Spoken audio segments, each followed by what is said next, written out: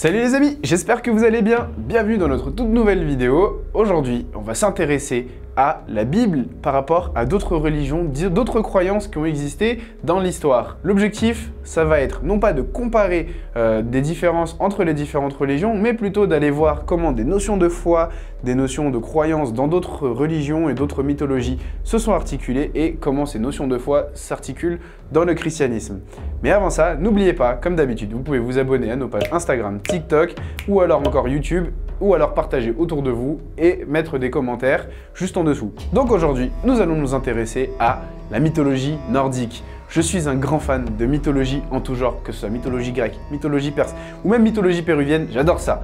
Aujourd'hui donc, on va s'intéresser à la mythologie nordique et vous allez pouvoir observer, mais il y a pas mal de notions que l'on retrouve dans les croyances mythologiques, que l'on retrouve aussi dans les croyances bibliques et dans le christianisme. Aujourd'hui, on fait donc la mythologie nordique parce que ça fait un petit peu boucle avec ce qu'on a dit jusque-là sur la série Viking que Nico avait fait plus tôt ou encore Vinland Saga que moi aussi j'avais fait avant. Donc, petit point de définition avant sur la mythologie nordique. La mythologie nordique était très populaire dans l'Europe du Nord à l'époque, pendant une grande période de conquête, comme je l'avais dit pendant la vidéo sur Vinland Saga.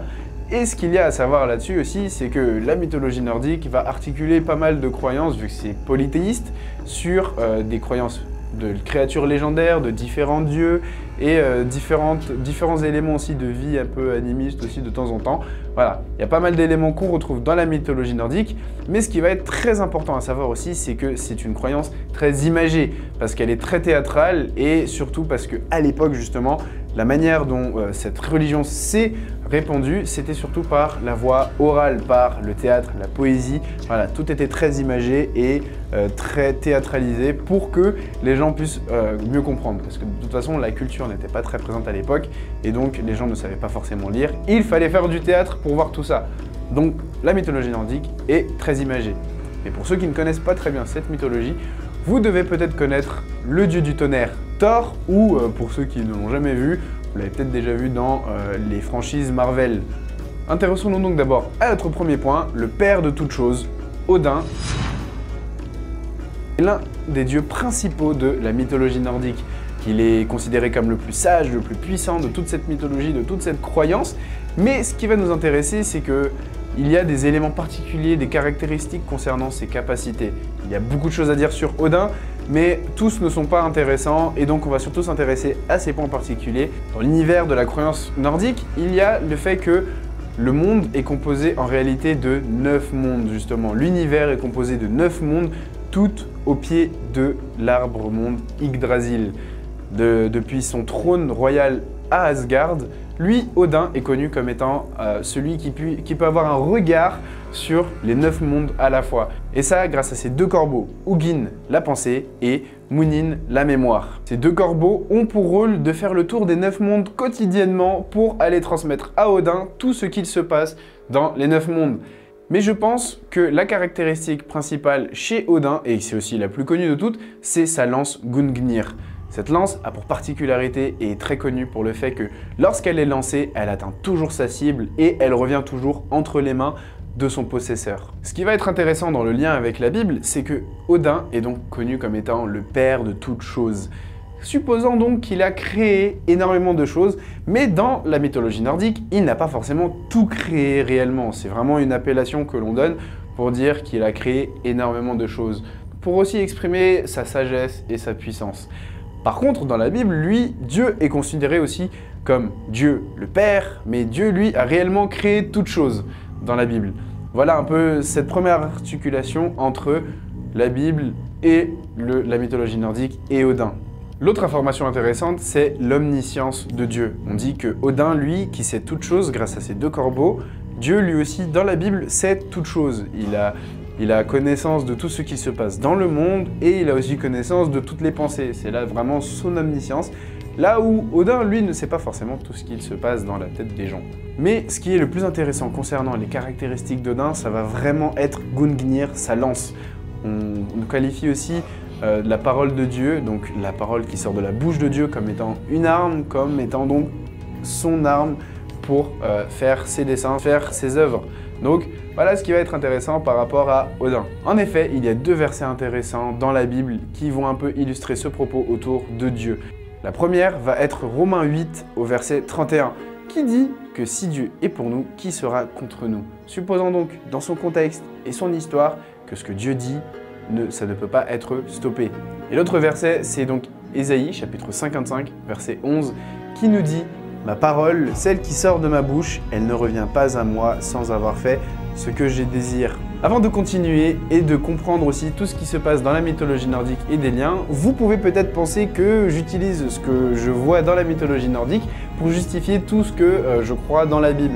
Mais ce qui est important à savoir, c'est que dans la création de la mythologie nordique, ceux qui ont écrit et fondé et mis en place les croyances qu'il y a dans la mythologie nordique, ce sont d'abord des clercs chrétiens qui ont écrit tout ce que l'on croit, tout ce que l'on sait en fait sur la mythologie nordique.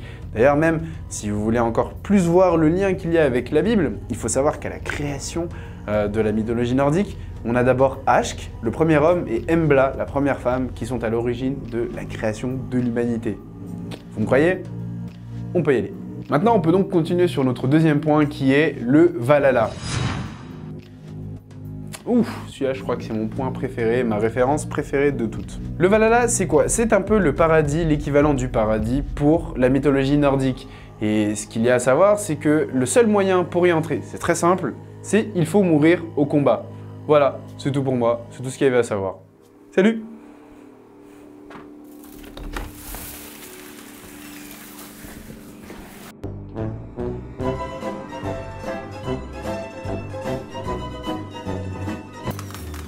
Bah, vous êtes encore là?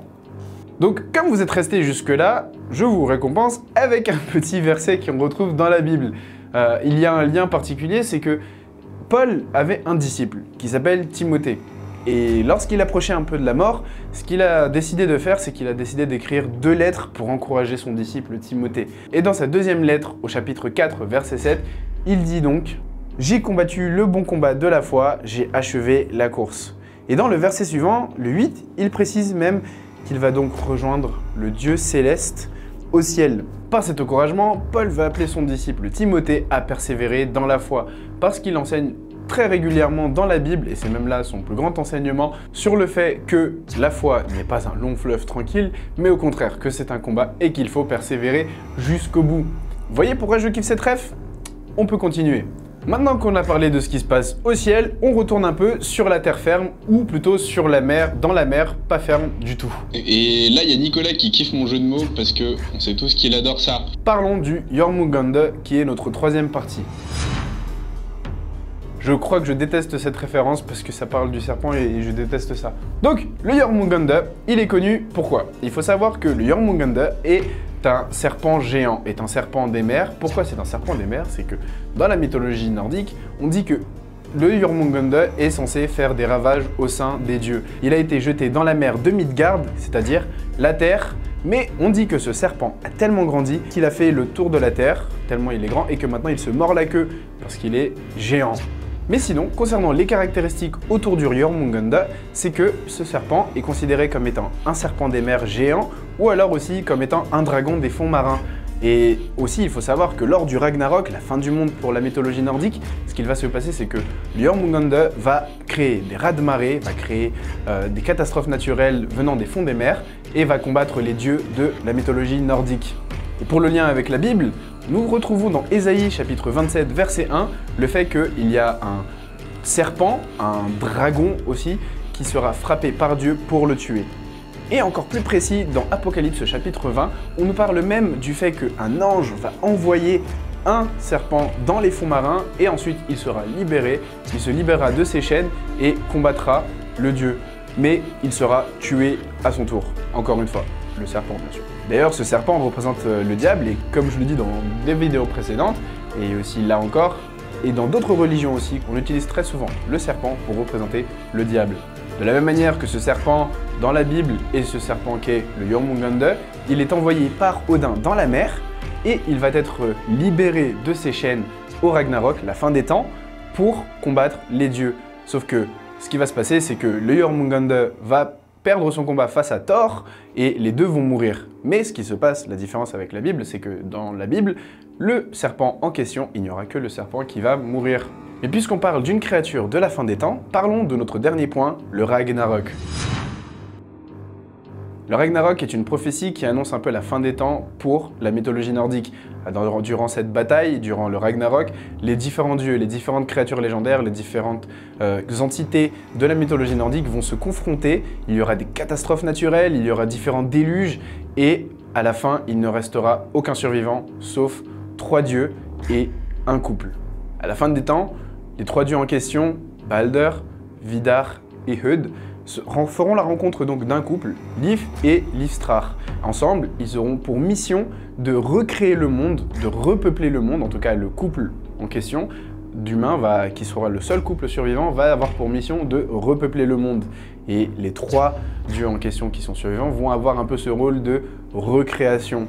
Il y a pas mal de liens avec la Bible. Il y a déjà, comme je disais dans la vidéo sur One Piece, le fait qu'il y a un lien avec la création par un dieu trinitaire, donc 3 entités.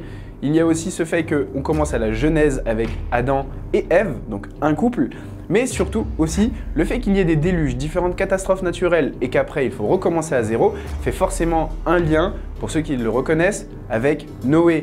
Après un déluge, après une destruction de différentes créatures sur Terre, il faut repeupler le monde à nouveau, recommencer à zéro avec le couple que représentent Noé et sa femme. Donc nous revenons encore à ce point de départ, mais il y a aussi ce lien avec le grand point de départ de Genèse et le point de départ avec Noé.